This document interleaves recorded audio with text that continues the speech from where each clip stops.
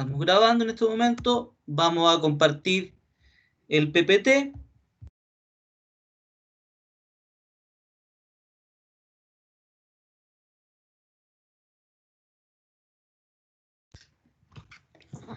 Bien, semana número 2 del curso Diseño y Planificación Curricular. Bueno, yo la presentación ya la inicié, ¿cierto? La semana pasada porque presenté la planificación. Ahí está mi nombre, Claudio Cerón, ¿cierto? Para aquellos que no se conectaron la primera semana, mi nombre es Claudio Cerón, soy académico del Departamento de Fundamentos de la Educación de nuestra universidad. Bueno, ahí están las actividades evaluativas del curso, que son las actividades que vamos a desarrollar y que también de alguna forma nombramos durante la semana 1, ¿cierto? Pero no habíamos dado las fechas. Así que ahora, con este PPT, cada uno de ustedes tiene la fecha del control de lectura, del foro de discusión, del portafolio número 1, que son planificaciones y autoevaluación, el portafolio 2, ¿cierto? Que ahí son análisis de una clase y también autoevaluación, y ahí están las ponderaciones. Espero no equivocarme porque a veces he puesto hasta 110%, ¿ya? Espero que la suma dé 100%, ¿ya? Así que ahí están las actividades evaluativas, no las voy a profundizar porque ya las expliqué. No se preocupen que cuando tengamos nosotros, ¿cierto?, la actividad a desarrollar, ahí vamos a dar las instrucciones como corresponde y nos vamos a dar un espacio de tiempo para explicar y para que ustedes, ¿cierto?, resuelvan todas sus dudas, preguntas que tengan en torno a la actividad, ¿ya? Eh, Respecto a las fechas, bueno, todos los trabajos se suben a la plataforma virtual y las fechas que están ahí son las fechas de cierre. Eso quiere decir que usted puede entregar antes. ¿Qué implica esto? Que el control de lectura probablemente va a estar una semana y media antes, pero usted puede entregar antes del 5 de octubre, ¿ya? Y así con todo, con cada uno de los productos que están acá. Bien, antes de iniciar básicamente con la clase de hoy, ¿hay alguna consulta, pregunta?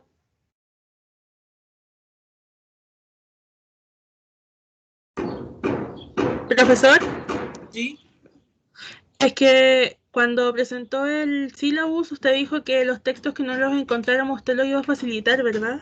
sí, los tengo que subir. Todavía no he podido subir, pero ya esta semana voy a subir los textos, ¿ya? O Ya, sea, yo eso. creo que después de la clase comienzo a subir los textos. De todas formas, en la misma planificación que les envié y que ustedes tienen, están en el mismo, en la misma planificación está el autor del texto y está el link donde ir, ¿ya? Pero yo igual se los voy a enviar en PDF, no hay problema, ¿ya? Ya, que hay dos que no encontramos, por eso le decía. Ah, perfecto.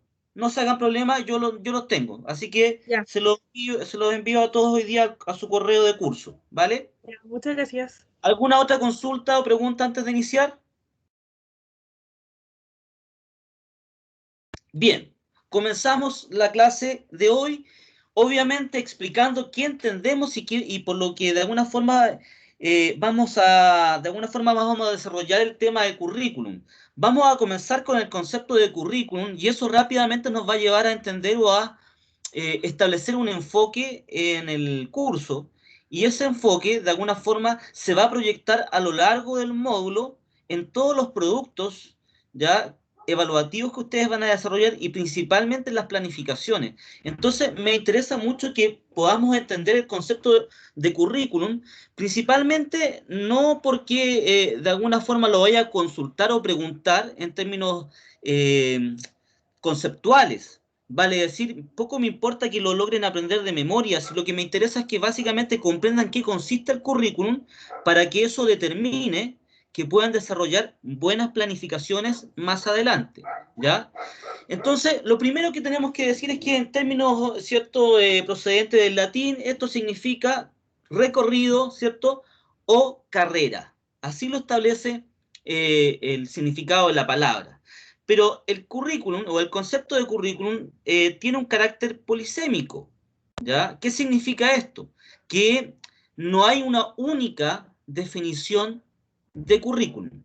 A lo largo de la historia educativa, el concepto de currículum ha ido, ¿cierto?, modificándose y de alguna forma también ampliándose yo diría que adquiriendo cada vez más características y por lo tanto promueve distintos tipos de prácticas docentes. Vamos a ir viendo algunos conceptos. Para Jimeno y Pérez, ya Schubert y otros más, el sentido prescriptivo del currículum es aquello que debe ser llevado a cabo en las escuelas. A ver, lo primero, cuando hablamos de currículum prescriptivo, estamos hablando del currículum clasificado. Currículum prescriptivo corresponde al currículum que diseña y elabora el Ministerio de Educación.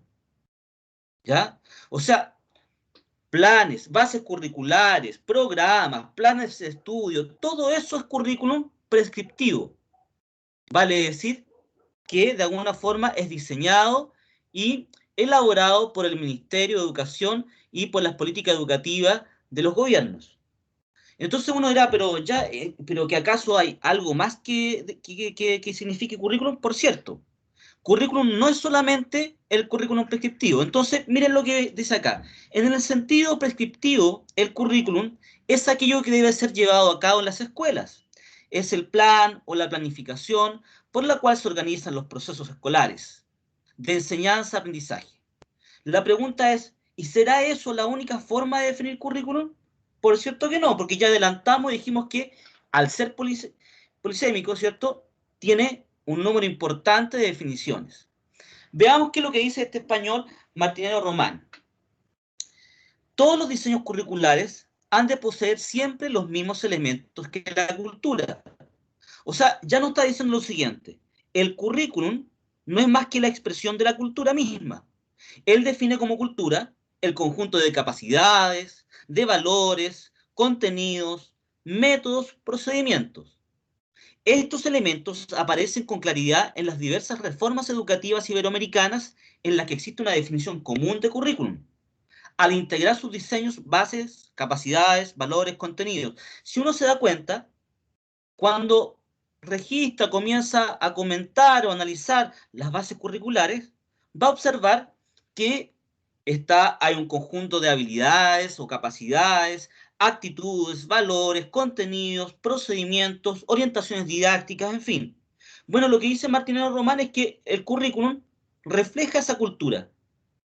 Eso significa que, por alguna razón, los gobiernos, ¿cierto?, establecen qué capacidades, qué valores, qué contenidos son importantes o más relevantes de seleccionar para que nosotros los enseñemos y los estudiantes los aprendan.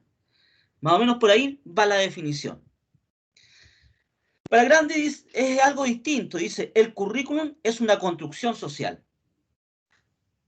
Bajo esta premisa, lo que está queriendo decir el autor es que es cierto, existe un currículum prescriptivo, clasificado. Existen las bases curriculares, los planes de estudio, los programas, las orientaciones, los decretos. Pero ese no es el único currículum. Existe un currículum que es construido socialmente. Por lo tanto, el currículum para Grandi es mucho más amplio. Y dentro de este abanico está el currículum clasificado, pero también está el currículum oculto. Bueno, los actores, profesores, apoderados y estudiantes son los que se encargan de construir o reconstruir lo que se entiende por currículum. Vale decir, esta concepción corresponde a la pedagogía crítica. Y esa pedagogía crítica considera que las realidades se construyen. Y el currículum es una realidad, no es un texto para ellos. Esa realidad es construida socialmente por los actores educativos. Entonces, no solamente currículum es el programa, también es la implementación, es la adaptación, es el ajuste, es la modificación, es lo que de alguna forma se desarrolla al interior de las cuatro paredes, es lo que se desarrolla también en el recreo. Bueno, lo que estamos diciendo acá es que currículum no es solamente lo que construye el Ministerio de Educación, sino que también lo que implementa, en este caso, la escuela. Para Kimis, ¿cierto? El currículum es un concepto que se refiere a una realidad que expresa, por un lado, un problema de las relaciones entre teoría y la práctica, y por otro, el de las relaciones entre la educación y la sociedad. Explico esto. Él dice que currículum es un concepto, ¿cierto?, que presenta una tensión. Esta tensión se da entre la teoría, que es el currículum clasificado, y la práctica docente, la práctica de los estudiantes, las familias. Entonces dice lo siguiente, sí, es importante, entendemos que el currículum, existe un currículum clasificado, pero cuando este se implementa, hay una tensión. Eso es parte del currículum. O sea que la implementación del currículum, que es la realidad, que es la práctica, de alguna forma desafía o se opone o se resiste en algunos casos a la teoría, que es el currículum clasificado. Por otro lado, también hay una segunda tensión entre la educación y la sociedad. Pero la sociedad es cambiante porque la sociedad de alguna forma predominan algunos modelos en distintos momentos de la sociedad. Perdón, en distintos momentos de la historia predominan distintos modelos. El modelo que predomina en nuestra sociedad actual es más bien un modelo económico, el sistema neoliberal. Y en ese sentido dice lo siguiente, hay una tensión también entre lo que es propiamente educación versus el modelo que sostiene la sociedad, que en este caso es economicista, neoliberal. Entonces, de alguna forma, vamos a incluso a entender que la educación deja de hablar con palabras educativas y comienza a hablar de calidad, de productividad, de producción del conocimiento, comienza a hablar de rendimiento, de estándares, de puntajes, o sea, se comienza a cuantificar mucho los elementos educativos precisamente porque la sociedad prevalece un modelo economicista. Hasta acá, preguntas, consultas, dudas.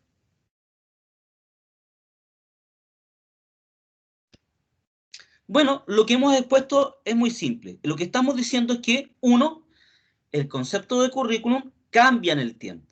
Dos, aparentemente no hay un único o una única definición de currículum. En algunas predomina el currículum clasificado o prescriptivo, que es el currículum que es definido por las autoridades, ¿cierto? Por el ministerio, pero para otros el currículum también es práctica. Vale decir, la implementación del currículum también es parte del currículum, porque adquiere, ¿cierto?, ciertas formas, ciertos significados en la escuela. Otros van a decir que hay una fuerte tensión entre lo teórico, que es lo que predomina, las bases curriculares, las orientaciones por parte del ministerio, versus la implementación, la práctica. Pero también predomina una segunda tensión entre lo que es estrictamente educativo y aquello que aspira a la sociedad, que probablemente esté dominado actualmente por un modelo más bien económico. Existen algunos elementos a considerar respecto al currículum, de acuerdo a Jimeno Sacristán, que me interesaría de alguna forma compartirlo con ustedes.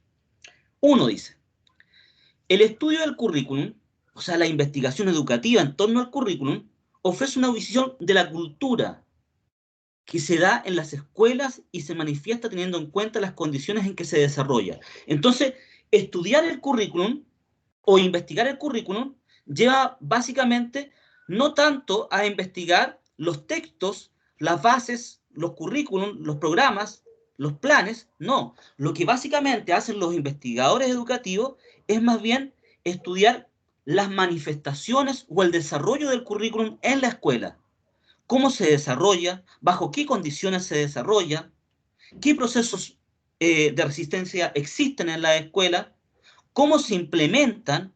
Hay otras formas de implementar. Existen escuelas que presentan nuevas experiencias en torno al currículum, etc. O sea que básicamente la riqueza del currículum no está en los programas de estudio. Aquellos que investigan les interesa saber cómo se implementa el currículum. Ahí está un punto. Segundo punto relevante. De acuerdo a Sacristán, el currículum se trata de un proyecto que solo puede entenderse como un proceso históricamente condicionado. Primera idea. Si Sacristán nos dice que es un proceso históricamente condicionado, eso quiere decir, de alguna forma, que está condicionado por una fuerza dominante. Esto es como la Constitución, ¿ya? O sea, nunca nos han llamado ni a profesores ni a estudiantes para preguntarnos qué tipo de currículum queremos. Miren, actualmente tenemos una constitución que fue elaborada, ¿cierto?, en un régimen dictatorial. Pero ese no es solamente su falta de legitimidad. Su falta de legitimidad no está solamente en que fue desarrollado durante un régimen dictatorial, sino que, a semejanza de todas las constituciones anteriores, nunca se ha llamado a una asamblea constituyente, vale decir, nunca se le ha consultado a las personas, a los ciudadanos, qué es lo que quieren como constitución. En el caso del currículum es lo mismo. Hay una sociedad dominante, un grupo dominante, una élite, que considera que debemos estudiar ciertas asignaturas, ciertos contenidos y que debemos desarrollar ciertos valores. ¿Se entiende, no? Y en ese sentido, muy pocas veces se nos ha llamado a los docentes a poder construir un proceso más democrático en torno a eso. Más bien, el currículum siempre ha sido impuesto. Pero no solo con capacidad de reproducir, sino también de incidir en esa sociedad. Entonces, ¿cuál es el punto acá? Por eso se produce esa tensión. ¿Por qué? Porque los docentes somos seres pensantes. Tenemos ideologías, religiones, ideas, y los estudiantes también. Entonces, cuando recibimos el currículum, le damos cuerpo a este currículum. Vale decir, si bien es una imposición, de alguna forma hacemos una lectura del currículum y comenzamos a implementarla. Y en ese sentido, esa tensión puede ser buena, como mala también. ¿En qué sentido? La idea es que el currículum sea mucho más participativo para que cada docente de alguna forma se vea reflejado en el currículum y pueda implementarlo y no lo implemente a su gusto.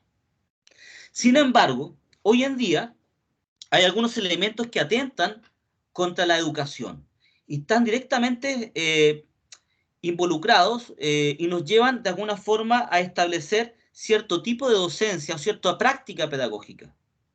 Y más que resistirnos frente al currículum, vamos adhiriendo a ese currículum sin pensar. Y eso ha significado, por ejemplo, que los docentes, más que formar en habilidades y en valores, forman solamente en contenidos. Ahora, ¿por qué? Porque la dominación por parte de la sociedad y el modelo economicista es tan fuerte que nos obliga a hacerlo. ¿Mediante qué instrumento? Por ejemplo, las pruebas estandarizadas. El CIMSE, la PSU, han promovido prácticamente un tipo de práctica. ¿Cuál es este tipo de práctica? Básicamente que los docentes se focalicen y se centren en los contenidos principalmente. Segundo, que básicamente sus instrumentos no varían mucho más que en pruebas escritas y que además se centren solamente en un tipo de ítem, por ejemplo, la selección múltiple, a modo de entrenarnos, ¿cierto? O una reproducción prácticamente casi canina en torno al instrumento. Desde muy pequeño en el CIMSE, a los estudiantes se les aplican instrumentos tipo CIMSE con el propósito de subir o aumentar el puntaje. Tratan de desarrollar una mayor cantidad de contenido, incluso tratan de priorizar más algunas asignaturas que otras. Entonces, ¿qué es lo que quiero decir? De alguna forma esta tensión se da. Sin embargo, al parecer, termina siempre ganando más bien el currículum clasificado y lo que domina dentro de la sociedad, que obviamente está condicionado por fuerzas dominantes y por la élite, no por todo el mundo, porque no todos participamos finalmente en este currículum. Entonces, tenemos que pensar que el currículum debe ser más participativo porque la participación en el currículum hace que la gente lo sienta parte de uno y aumente el nivel de compromiso y motivación por enseñar. El currículum es un campo donde interaccionan ideas y prácticas recíprocamente. ¿Qué significa esto? Que no hay una única forma de implementar el currículum.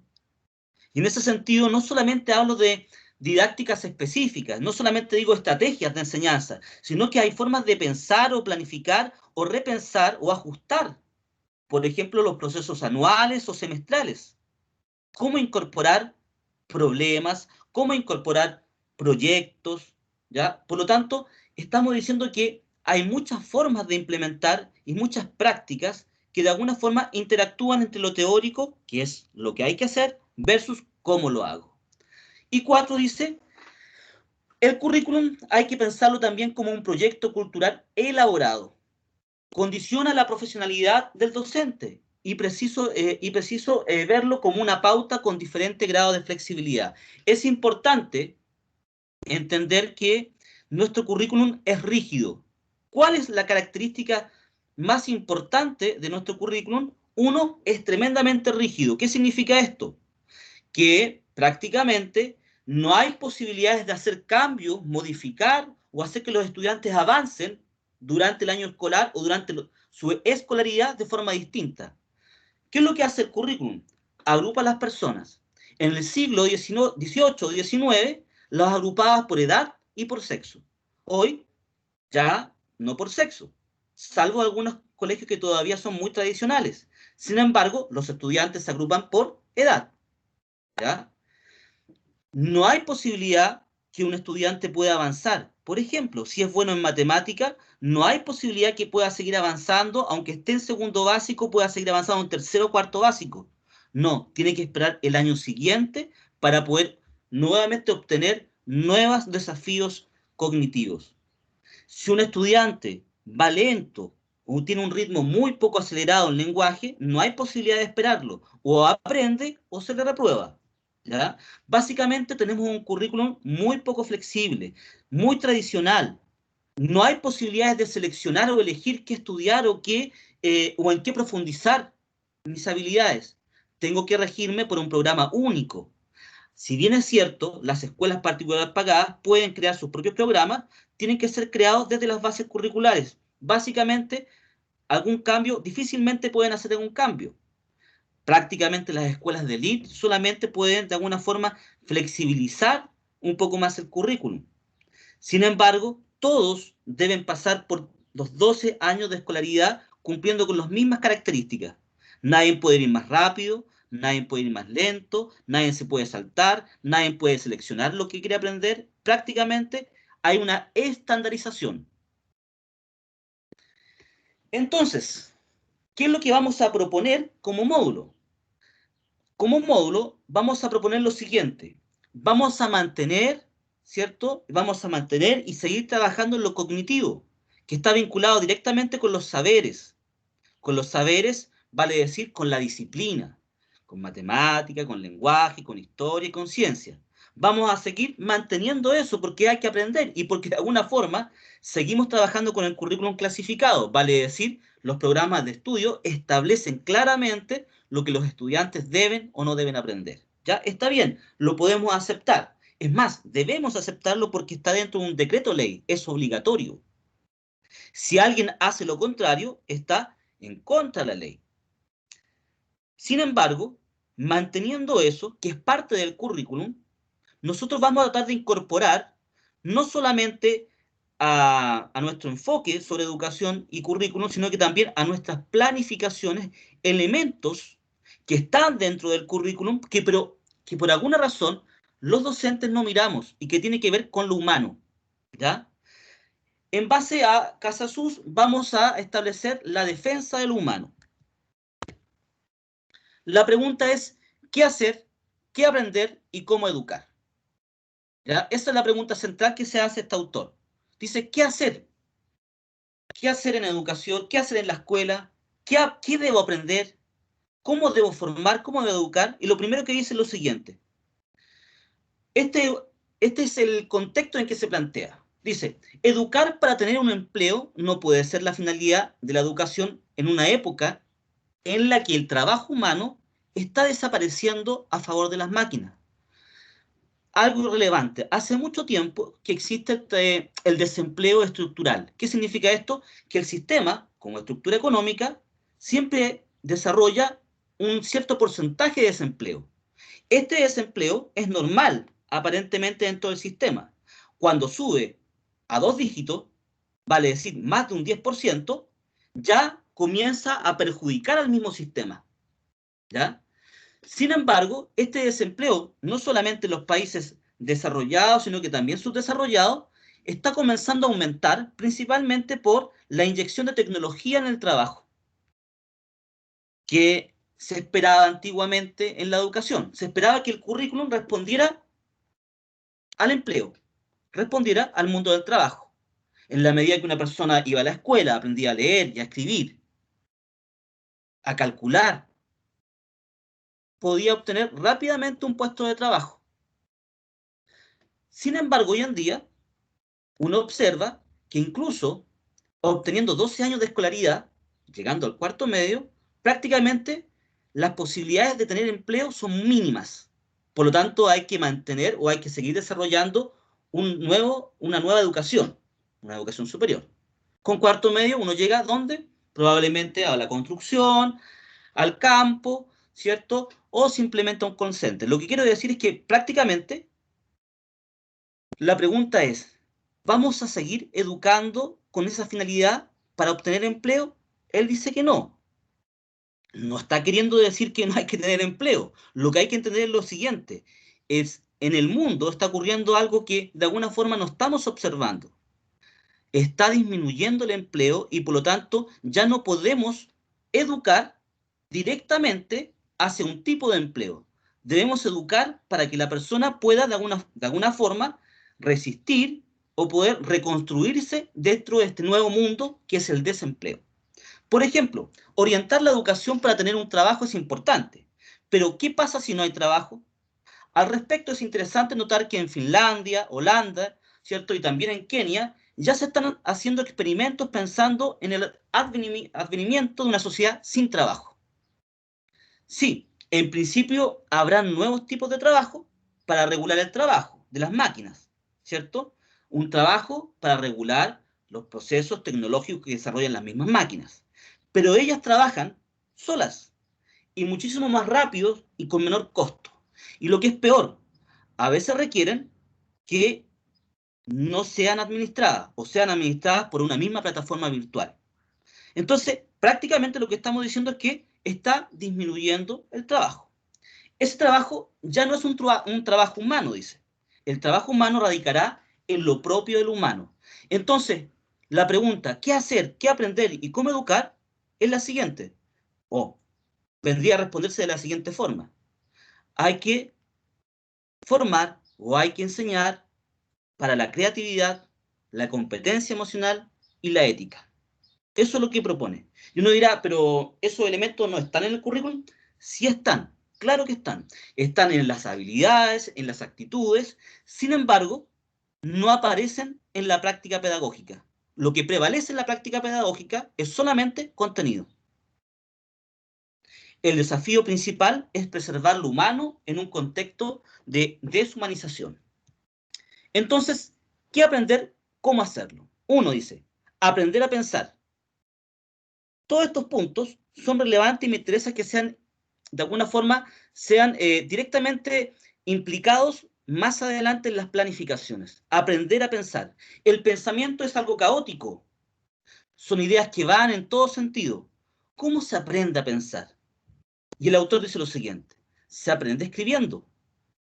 ¿Ya? Pero no escribiendo el alfabeto, lo que nos dictan, sino que aprendiendo de alguna forma a ordenar nuestras ideas, a plantear nuestras ideas, y, y eso de alguna forma también nos entregaría como cierto valor agregado en un mundo que cada vez tiene menos trabajo.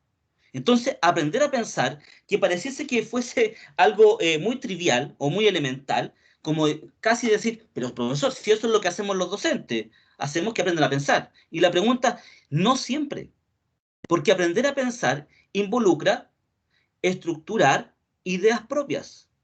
Y básicamente lo que hacemos muchas veces es copiar las ideas propias de la disciplina. Y lo que queremos también es reconstruir esas ideas por sí mismos. Aprender a hablar.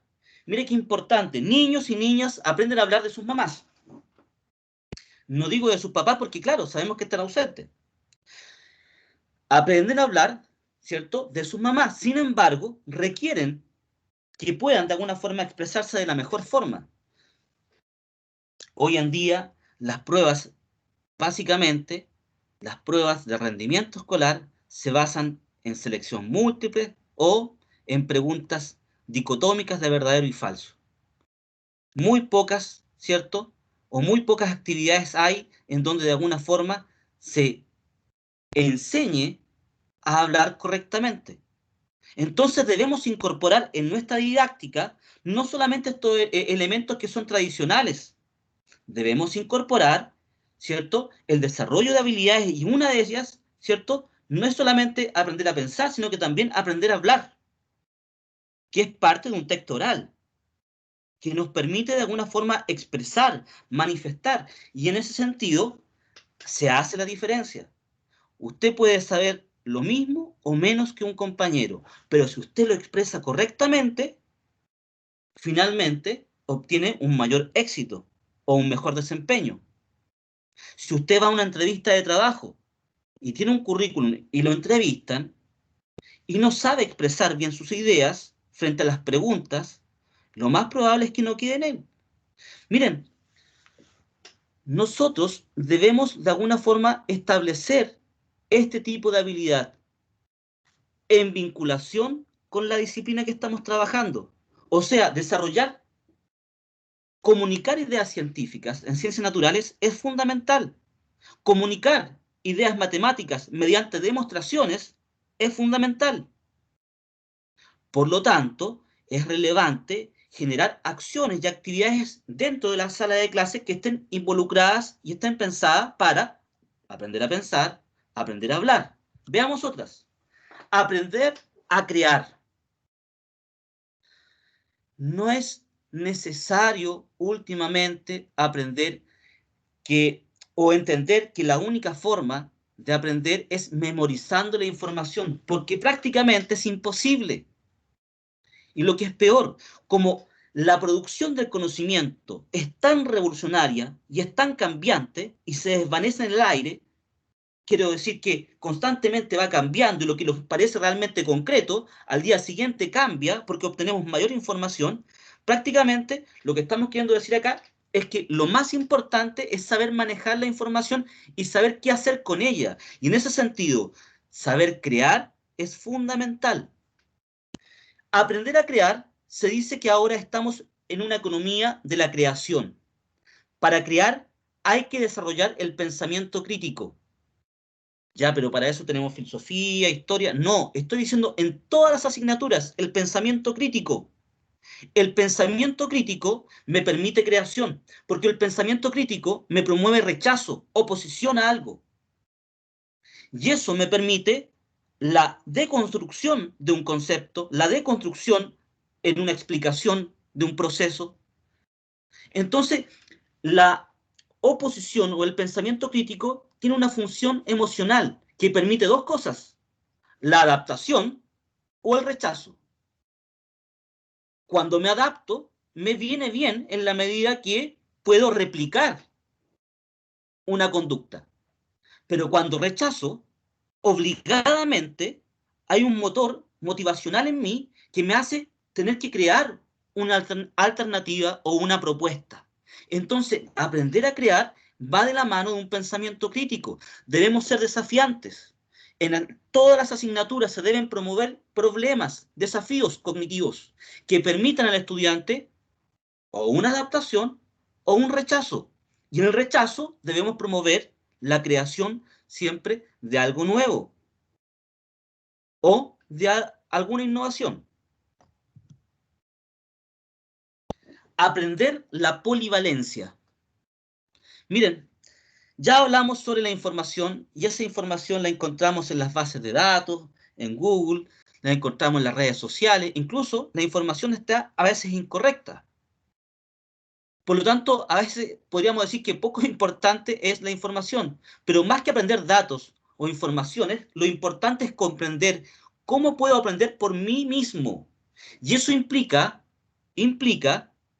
de alguna forma, regular o autorregular lo que yo voy construyendo. En ese sentido, debemos incorporar elementos que me permitan a mí utilizar los datos, la información, para crear nuevos aspectos o nuevos objetos. El creador de Facebook, si bien estudió tecnología y computación e informática, antes de eso estudió arte y psicología y comprendió, a partir de la información, de los datos que fue adquiriendo, que estos se podían aplicar de otra forma. Le sacó partido. Miren, en tiempos de pandemia y en tiempos de crisis surgen ¿cierto?, muchos problemas. Los problemas promueven o producen la creación, finalmente, de nuevos objetos tecnológicos, de nuevas situaciones, de nuevos negocios, de nuevas áreas. Bueno, en fin, es importante establecer entonces, ¿cierto?, problemáticas para que, de alguna forma, los datos y la información no solamente sean comprendidas, sino que además yo pueda regular lo que estoy finalmente trabajando. 5. Aprender a relacionarse bien consigo mismo y con los otros. Pareciese todo esto algo muy elemental y pareciese casi prácticamente algo que en educación es parte del pariente pobre de la planificación o de la acción educativa. ¿Está hablando de disciplina, profesor? ¿De comportamiento? No, estamos hablando de básicamente de saber relacionarse emocionalmente consigo y con los otros. El trabajo de equipo no funciona básicamente porque no podemos resolver los conflictos internos dentro de ese trabajo de equipo. En vez de resolver algún problema, aumentamos las dificultades del trabajo. Por lo tanto, saber relacionarse consigo mismo y con los otros tiene que ver con una sana convivencia escolar. Pero pareciese que eso está en consejo de curso, pareciese que eso está en orientación, parece que eso está en religión, pero no está en matemática, en ciencia, y resulta que es fundamental aprender a relacionarse emocionalmente con los otros. E incluso evita los riesgos. Ejemplo, estamos trabajando en un laboratorio con químicos.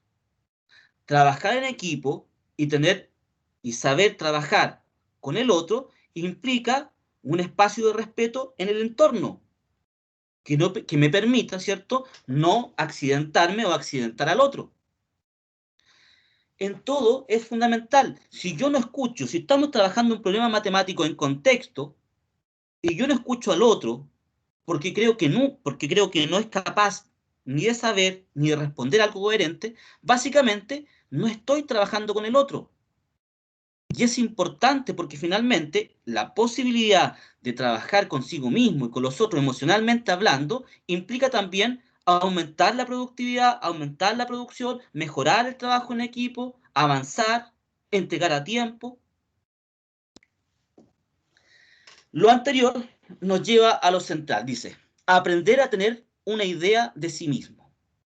Desde la Grecia antigua a la Escuela de Frankfurt, la consigna básica es siempre la misma: conocerse a sí mismo. La persona que es capaz de conocerse a sí mismo, porque el docente establece acciones, actividades que permiten eso, es una persona que desarrolla o progresa en el nivel de desempeño. Si las actividades que yo realizo, ya sean formativas, sumativas, de enseñanza-aprendizaje, no son más que réplicas en pequeñito de lo que dijo el profesor, y lo que dijo el profesor son réplicas de lo que se dijo en la universidad, no hay posibilidad de conocerse a sí mismo porque no hay creación, porque no hay crítica, no hay fomento a nada. Prácticamente desconozco mis capacidades. Me pueden dar un 7, me puede dar un 4, pero eso aún así no me entrega información. Solamente, o la poca información que me entrega, es que voy a ser promovido con una muy buena nota y que para la próxima voy a hacer la misma actividad porque me resultó.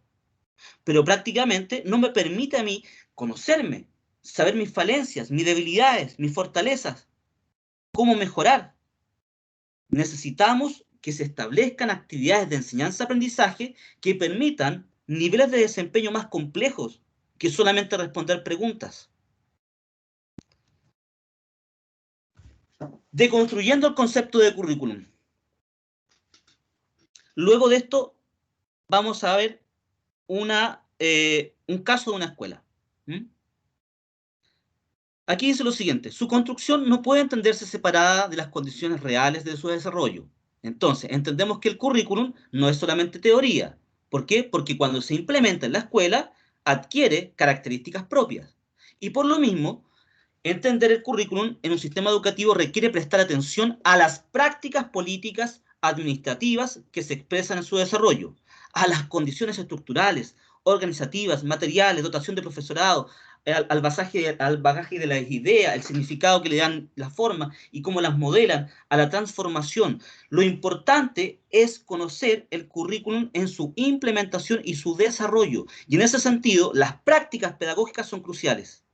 Es más, en países desarrollados, la formación de profesores se basa en un currículum que está a la inversa. En vez de ser teórico a lo práctico, está a la inversa. Va de lo práctico a lo teórico. Y básicamente, la formación de profesores se basa en torno a la práctica pedagógica en sus distintos niveles que tienen en la escuela, en donde se discuten finalmente a través de ideas teóricas qué es lo que está pasando en la escuela. ¿Preguntas hasta acá antes de compartir la experiencia?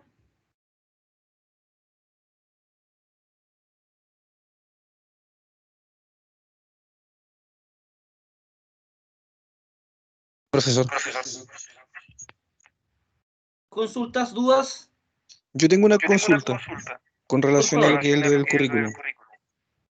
lo escucho. Eh, desde el año pasado, me he dado cuenta de que los colegios del sistema educativo están trabajando como con una priorización curricular. Muy bien. Y en lo mismo, por algunos conocidos y ex colegas, me he ido enterando de que se está planteando mucho el de trabajar con un sistema que no sé si será la palabra correcta, pero se acerca mucho. Se cortó, alumno. Se cortó justo donde usted dijo se acerca mucho a algo así.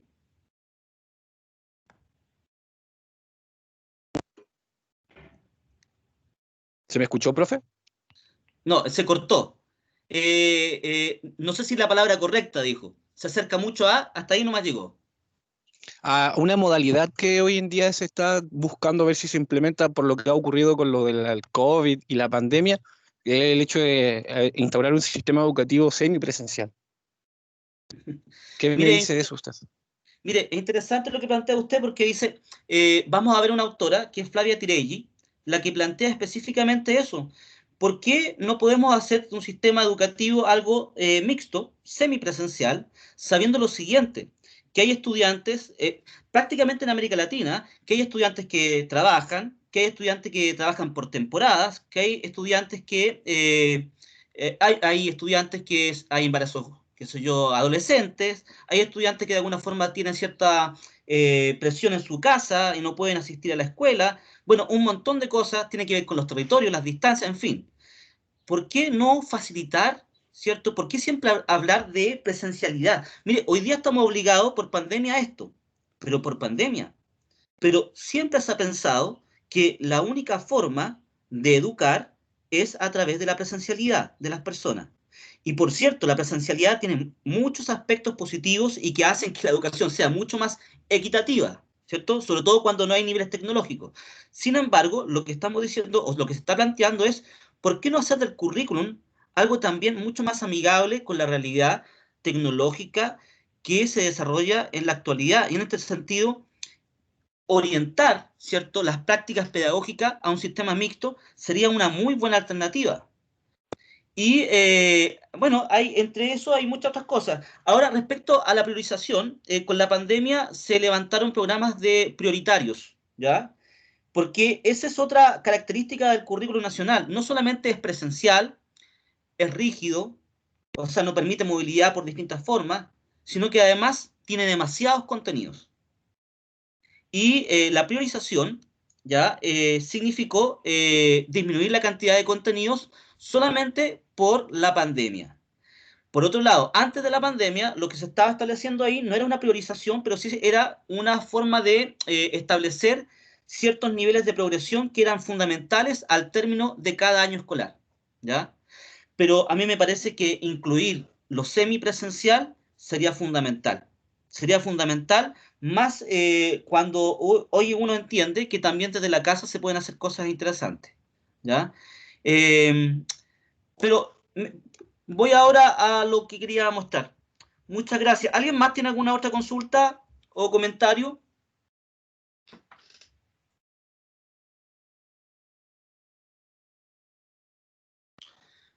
Bien, miren, vamos a tomar hoy, porque mañana, la próxima semana vamos a mirar otra experiencia importante, ¿ya? Vamos a tomar esta experiencia, que es el proyecto Amuyayaña, ¿ya? Que es de Arica, es una escuela que se llama Escuela Ignacio Carrera Pinto, es de dependencia del DAEM, o sea, es municipal, de Arica, ¿ya?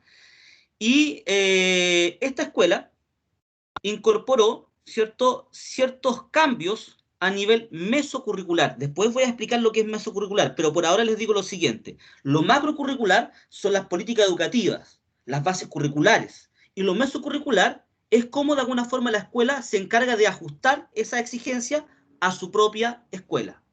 Bueno, y les voy a explicar de alguna forma los cambios que fueron incorporando precisamente esta escuela Ignacio Carrera Pinto de Arica. Veamos acá. Subrayé algunas cosas nomás, ¿ya? Esta lectura también la tienen en su correo, no es obligatoria, pero la verdad es que es interesante para aquellos que, porque además es muy de fácil lectura. Algunas prácticas consensuadas por la comunidad. Dice acá, por otro lado, las dinámicas de la inclusión se han ido dando con mayor espontaneidad, ¿cierto? Y conciencia, dado el incremento de habilidades que tiene como centro del desarrollo sistematizado de la empatía y el reconocimiento de las emociones básicas en los otros. Entonces aquí, ojo acá, lo más importante que ellos han incluido dentro de su proyecto pedagógico, ¿ya? Dentro de su proyecto de centro pedagógico, han incluido elementos que tienen que ver básicamente con la inclusión, la empatía, ¿ya? Y las emociones, que es lo que hemos estado hablando. De alguna forma de contextualizar una educación con mayor sentido para los estudiantes. Algunas de sus prácticas son las siguientes. Vean acá. Identificar diariamente las emociones implicadas en las diversas lecturas de textos y situaciones que se dan espontáneamente en las dinámicas del aula. Detenerse, resaltarlas y abordar sus causas y efectos. En cada asignatura leen. Obviamente que leen en torno a la asignatura, pero leen. Y en torno a eso, la preocupación no va exclusivamente en torno a la comprensión del texto, sino que es básicamente detenerse a dialogar en torno a las emociones o lo que se promueve a partir de esa lectura. 3. Introducir diariamente ejercicios de respiración, ¿ya? Atenta que permiten focalizar la atención en la respiración. Los estudiantes, de alguna forma, son convocados por la escuela de forma obligatoria. Piensen ustedes cuando se les obliga a algo. Yo sé, muchos de los estudiantes quieren ir a la escuela porque quieren ver a sus compañeros. Sin embargo, no deja de ser una acción voluntaria, es obligatoria. Entonces, planteándose dentro de este contexto, ellos han incluido en las clases ejercicios de respiración que promueven relajación y finalmente la contención de las emociones. Eso promueve un mejor ambiente escolar. 4 dice acá, recibir a los estudiantes con juegos, dinámicas, cubos Rubik, memorices, lecturas libres, legos y otras actividades de placer, desde las 8 de la mañana a las 8:30, con el propósito de generar una transición empática y altamente estimulante entre el despertar y el inicio de los desafíos cognitivos complejos. Es que no puede ser que ingresamos a la sala de clase y partimos de forma inmediata. Entonces, claro, ¿qué es lo que ellos hacen? Entre las lecturas, entre la respiración, además han incluido trabajar por 30 minutos aspectos lúdicos que están vinculados probablemente a los procesos de neurocientíficos, que están vinculados más a una asignatura que otra, pero básicamente promueven una estimulación cognitiva que les permite, de alguna forma, un proceso de transición más adecuado cuando se inicia con los verdaderos desafíos cognitivos propios de la asignatura. 5. Renunciar a las clases de 1 hora y media. 90 minutos de clase, pues, chiquillos. No han cambiado. Del siglo XIX seguimos trabajando 90 minutos de hora. Y díganme ustedes estuvieron, miren, ustedes, como futuros docentes, a diferencia de cualquier otro profesional, ustedes ya tienen una experiencia de 12 años de escolaridad del contexto laboral en el que se van a insertar como profesores más adelante. Y en ese sentido, la pregunta es, ¿1 hora y media para enseñar y aprender y evaluar será necesario? ¿Qué dice acá? Renunciar a las clases de 1 hora y media, con un inicio, desarrollo y cierre, y abordarlas teniendo conciencia del margen de duración de atención en la diversidad de edades de los estudiantes, buscando reducir la obtención de desarrollo de los SOAS, ¿cierto?, a periodos no mayores de 45 minutos. O sea, de los 90 minutos, o sea, de las 2 horas pedagógicas, 1 hora pedagógica dura 45 minutos. De las 2 horas pedagógicas, lo máximo que está pensado o planificado para el desarrollo cognitivo propio del aprendizaje de la asignatura no son más de 45 minutos, que es lo que finalmente se pueden ellos concentrar. Más de eso es tiempo perdido. Entonces no puede ser que con el afán, el docente, de mantener 90 minutos concentrados o amarrados o encerrados en la sala de clase, yo le entregue y le replique más ejercicios, sin ningún sentido, más que los hagan para rellenar y alcancemos los 90 minutos. Lo que están diciendo acá es lo siguiente, sí, el programa de estudio establece que en ciencias naturales, no sé, de primero a cuarto básico, capaz que me equivoque acá, son 3 horas pedagógicas a la semana. Perfecto. Lo que está diciendo es que en la clase de 90 minutos, esas solamente tienen 45 minutos para aprender. El resto se hace otra cosa. ¿Por qué están desarrollando esta idea? Porque probablemente dentro de las problemáticas, después ustedes pueden leer, dentro de las problemáticas se tiene claridad que los estudiantes no son capaces de concentrarse por 90 minutos en una sola asignatura, para tener después una pausa de 10 o 15 minutos y nuevamente volver a otro tipo de enseñanza-aprendizaje con otro profesor, otra asignatura, otro contexto, otras obligaciones. ¿Consultas, preguntas hasta acá? Profesor, ¿Sí? yo tengo entendido que la atención focalizada, que es como el tiempo promedio en el que una persona normal puede llegar a estar como pendiente de algo, no sobrepasa los 15 minutos.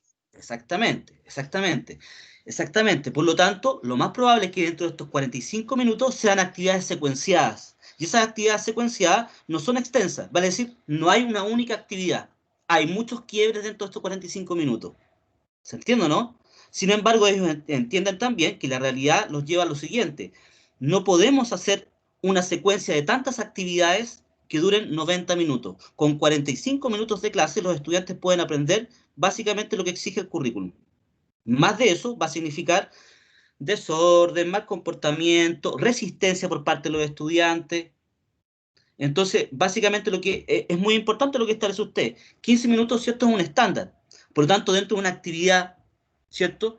Podemos decir que dentro de una actividad de 45 minutos podemos encontrar 3 actividades distintas que promueven distintos procesos. Una abertura, un problema, un diálogo, una discusión, una lluvia de ideas, una evaluación formativa de los conocimientos previos. 15 minutos, termino con eso. Luego establezco un problema matemático en contexto. Trabajamos en torno a eso. 10 minutos, 5 minutos lo revisamos, analizamos, reflexionamos. 15 minutos más, volvemos a ver otro, cerramos la clase. ¿Ya? Bueno, en definitiva, lo que yo les quiero mostrar solamente es una experiencia. No quiere decir que esto deba replicarse en todas las escuelas. Lo que quiero decir es que hay diferentes formas de implementar el currículum y que de alguna manera hay que de alguna forma establecer que esta forma de implementar el currículum sea cada vez más situada y contextualizada a los intereses y necesidades de los estudiantes.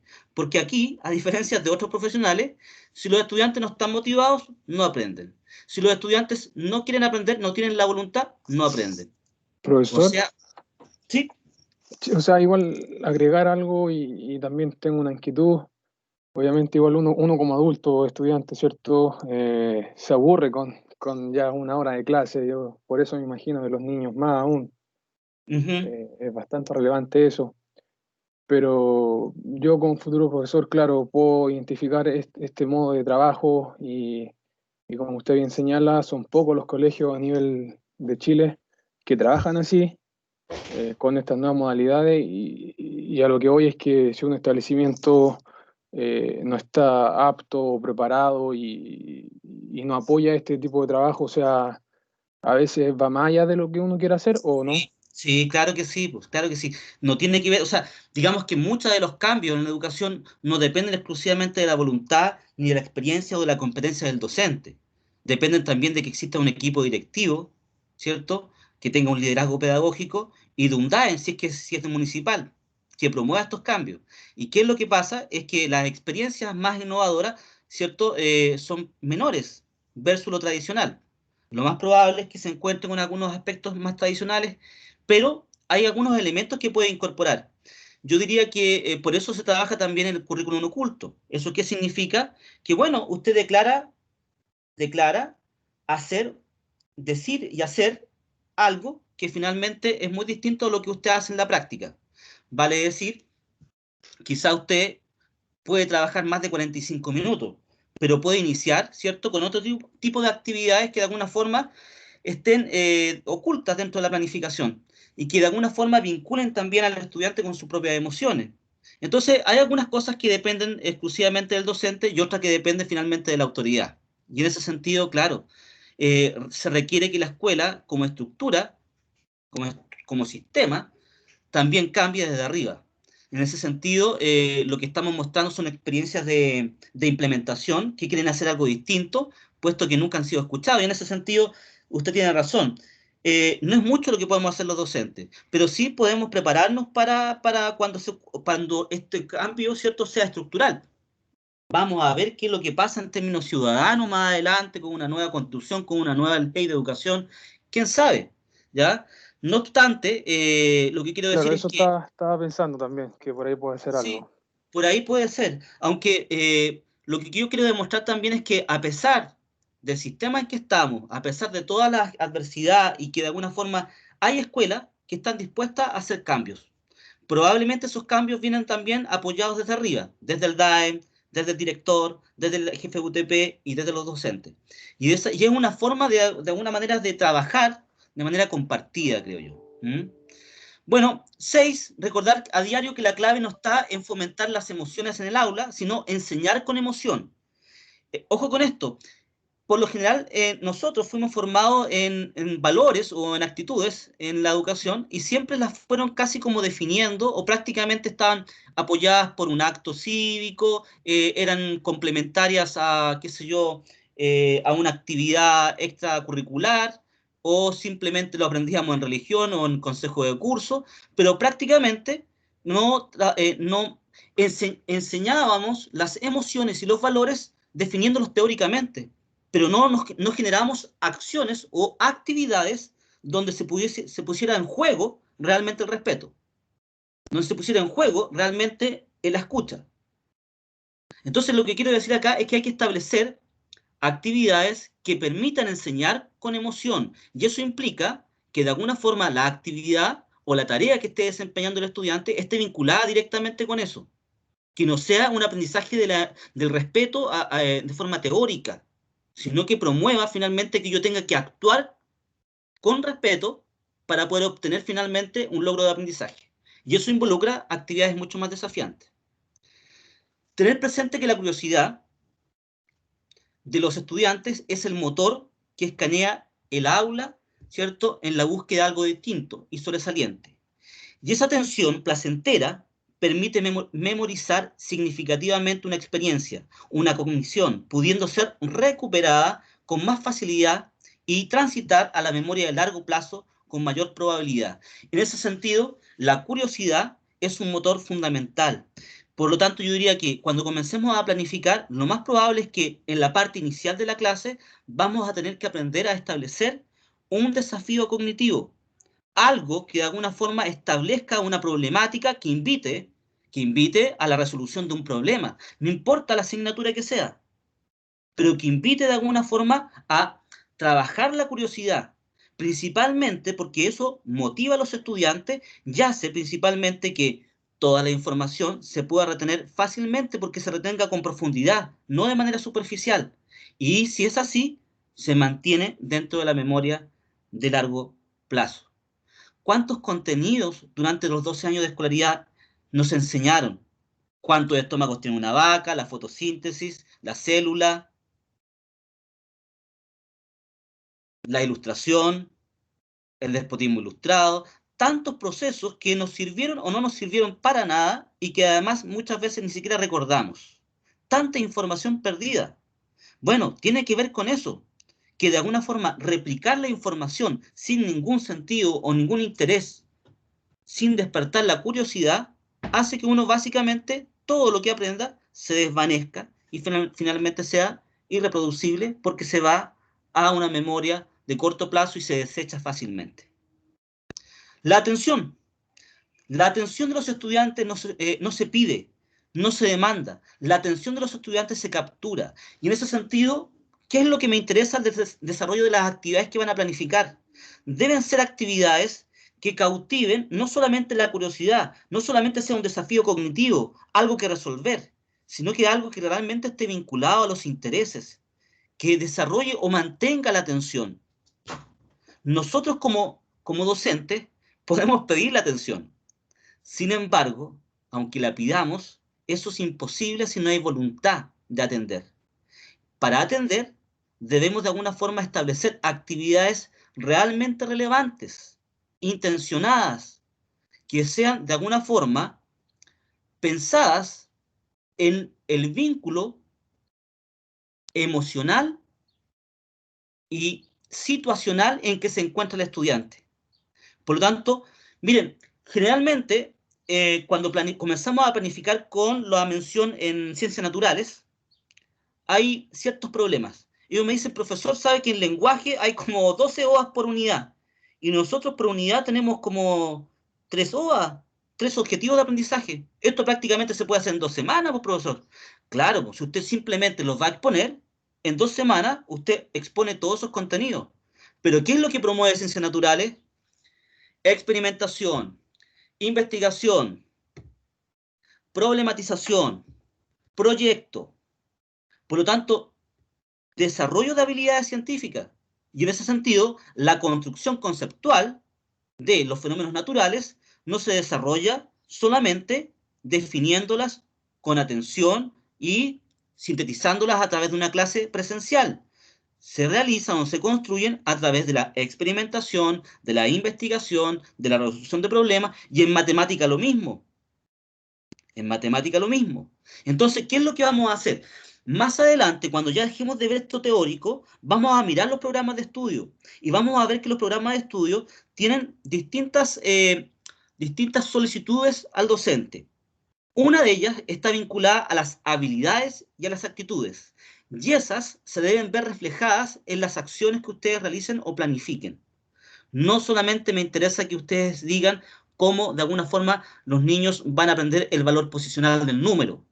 Quiero que esta actividad tenga un sentido y que sea capaz de capturar la atención, que sea capaz de desarrollar la curiosidad, que sea capaz de alguna forma de incluir elementos sociohistóricos propios de la actividad donde están, que sean propios de Talca, que sean propios de la región rural o de la zona rural. De alguna forma, queremos que poco a poco vayan masticando, incorporando la lectura de los programas de estudio y sean capaces de entender no solamente los contenidos que se deben aprender, sino que cuál es la asociación que tienen esos contenidos con el desarrollo de habilidades y actitudes, que de alguna forma en las planificaciones están ausentes. ¿Mm? Bien, estudiantes, eso era la clase de hoy, prácticamente, ¿cierto? Muy teórica. Lo que quería promover más bien era el enfoque, la intención. Más adelante vamos a ver aspectos más concretos del currículum y por lo tanto, ¿cierto? Damos término a la clase de hoy. ¿Hay alguna consulta, pregunta antes de terminar? Profesor, ¿Sí? cuando hablaba en la parte de la motivación, la curiosidad y la atención del estudiante, no sé si estoy mal al decirlo así o no, pero yo creo, es una opinión personal, que lo que hace falta ahí, profesor, es implementar un poco más de holística Ya, a en ver, cuanto al explique. proceso cognitivo que hacen los alumnos. Porque la mayoría, y lo hablo yo cuando fui alumno de básica o cuando fui alumno de media o ahora que soy universitario, no hablo de mí personal, pero sí lo vi durante todo mi proceso. Muchos de las personas con las que yo me rodeé, compañeros, etcétera, se preocupaban más del fin, de la meta, de la evaluación, de la calificación como tal. Y muchas veces, cuando, por ejemplo, aquí en la universidad se hace, de cuando nos entregan las mismas pruebas y uno puede buscar la instancia para poder ir a hablar con el profesor y revisar acerca de si está bien o está mal. Pero en el colegio eso a los niños no se les aplica, es decir, es solo el hecho de que postulen arriba de un 5 para que aprueben o por sobre el 4 para que no reprueben. Es decir, no hay una holística, no se les enseña que ellos fallando es como la mejor manera de aprender. Sí, bueno, lo vamos a ver el próximo año cuando trabajemos con evaluación de los aprendizajes, que es el otro módulo que realizo yo, que viene después de este. Y ahí vamos a ver el nuevo decreto 67, donde la repitencia deja de ser automática y ahora se transforma en un caso de repitencia. Y eso implicaría que la gran mayoría de los estudiantes son promovidos o, para decirlo más claro, nadie va a repetir prácticamente. Por lo tanto, va a disminuir el peso de la calificación. Por otro lado, va a exigir el acompañamiento escolar. ¿Qué significa eso? Que los estudiantes que tengan mayor dificultad deben ser apoyados paralelamente, ¿cierto?, a la asignatura, con el fin o con el propósito de que de alguna forma no caiga en una situación de repitencia. Bueno, vamos a ver que además se va a promover con el decreto 67 una mayor relevancia a los procesos formativos, y eso significa que vamos a trabajar mucho con evaluación formativa y retroalimentación de aprendizaje, ¿ya? Entonces, eso nos va, afortunadamente, después de muchas décadas, hay un nuevo decreto evaluativo y ese nuevo decreto disminuye la importancia de la nota y releva a un mejor sitial la evaluación formativa y la retroalimentación de proceso, lo que permitiría mejorar los aprendizajes y también mejorar el rendimiento escolar. Vamos a ver eso el próximo año, pero por cierto, usted tiene razón, de alguna forma, no solamente, por ejemplo, la prueba estandarizada, sino que también la calificación nos condiciona también a nosotros como docentes y a ellos como estudiantes, porque prácticamente el deseo o el agrado por aprender no existe. Lo que existe es ser promovido y obtener una buena calificación, y esa no puede ser la motivación.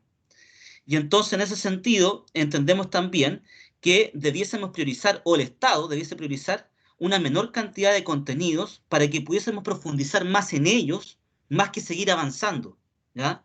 Entonces, miren, en Finlandia el currículum no es más grande que 5 páginas. Eso es el currículum para una asignatura. Porque básicamente lo que hace es introducir, establecer alguna orientación y establece las competencias que debe obtener el estudiante al término del año. Sin embargo, los programas de estudio chilenos no sale eso porque desconfían del docente. ¿Y qué nos dicen? Nos dicen los contenidos, nos dicen las habilidades, nos dicen las actitudes, nos dicen los aprendizajes, nos dan los indicadores, nos dan todo. Porque prácticamente debemos desarrollar todo y lo importante es avanzar. Y aquí el docente hace esa lectura. Y esa lectura también de alguna forma es traducida por los estudiantes. Ellos se dan cuenta que finalmente lo que hay que hacer es avanzar. Y en este progreso de avance, lo que hay que hacer es aprobar. Entonces el deseo por aprender básicamente disminuye. Es extraordinario, si ustedes se dan cuenta, los niños en edad escolar, en primer ciclo básico, llegan muy motivados a estudiar. Algo pasa, y no pasa por ellos, sino que pasa por la escuela, que con el correr del tiempo, ¿cierto?, dejan de interesarse por aprender. Cuando aprender es básicamente, es innato, es natural, es propio del ser humano. Pero el problema está que la escuela está tan descontextualizada de los intereses y necesidades de los estudiantes que prácticamente deja de ser importante o interesante aprender. La idea es que podamos tomar ese problema, que no es fácil. No es fácil por varias cosas. Primero, porque quizás no todos saben planificar y van a aprender a planificar ahora. Y en segundo lugar, claro, uno comienza a planificar a partir de un modelo que ya tuvo. Es curioso esto. Por más que se enseñen didácticas específicas en torno a las ciencias, las matemáticas, el lenguaje o la historia, uno tiene un modelo. Ese modelo puede ser un profesor de la universidad o un profesor que tuvo durante la enseñanza básica. Lo que tenemos que hacer es ver si ese modelo o qué parte de ese modelo nos sirve y tenemos que desechar y qué elementos nuevos debemos incorporar. Porque prácticamente los profesores en Chile están enseñando más que como aprendieron en la universidad, cómo les enseñaron cuando ellos fueron estudiantes. Y ahí lo que se hace es volver a replicar el mismo modelo. Entonces, ojo con eso, chiquillos. Vamos a tener que desechar algunas cosas que son de los malos maestros y adquirir algunas cosas que son de los buenos maestros. Y en ese sentido, la invitación va a ser doble. Uno, aprender a planificar y en segundo lugar, planificar actividades que sean realmente atractivas, que despierten la curiosidad, que fomenten el desafío, que fomenten la atención, que generen interés, que sean contextualizadas al estudiante, etcétera. ¿Ya? ¿Alguna otra pregunta, consulta, comentario? Profesor, ¿Sí? yo tengo una duda. ¿El currículum prescriptivo con el clasificado era lo mismo o no? Sí, sí. Ah, ya. Currículum prescriptivo clasificado es lo mismo. Digamos que, y ese es el currículum teórico, el que proviene de las políticas educativas por parte del ministerio.